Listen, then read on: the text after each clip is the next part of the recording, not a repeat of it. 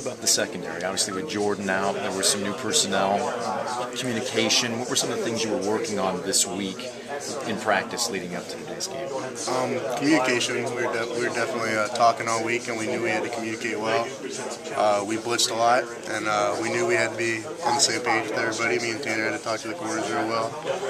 Desmond King came in, and he played a great game. True freshman came in, made his first start, and we just knew we had to communicate well with the corners and make sure they knew what was going on.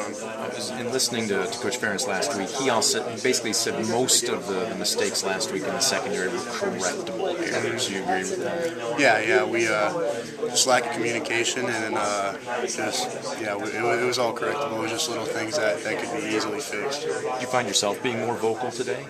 Yeah, I would say I was more vocal, but I knew I had to talk to Desmond a lot, and I wouldn't say I was really worried about him. I just knew I had to communicate well with him and get him the calls. You talked about blitzing a little bit more, and again, quite a few times. All of a sudden, the safeties are cheating the line of scrimmage, having to come up and run support. You made a couple of really good tackles one-on-one in open space. Was that the game plan today?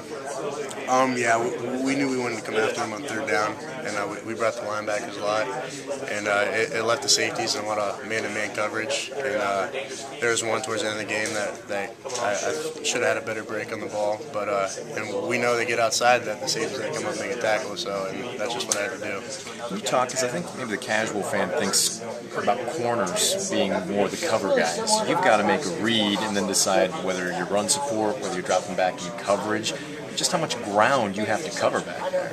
Yeah, and I mean, people might think that a deep middle safety just has to play deep middle, but Coach Parker's just hounding us all the time that read the quarterback and just read his shoulders, read his eyes, and just go. And if you're not breaking on the ball good, then he's on you right away on film the next day. But yeah, I would say the corners are definitely the best coverage guys. I'm not even trying to say that I can even compete with them there. But the safeties have to be able to come up and cover when they need it. At the same time, Tanner's one up on you now as far as interceptions. Yeah, I know. He keeps saying, "Oh, who's going to get the first one? Who's going to get the first one?" And he got it. I mean, it was a good play, but I got to catch him on that. When you got a true freshman out there and you say you're talking to him, what kind of things are you having to tell him as the game goes on?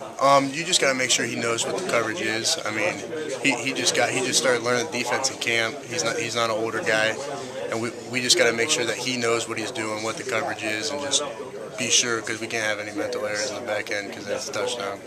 You guys, you had man-to-man, right, on the touchdown?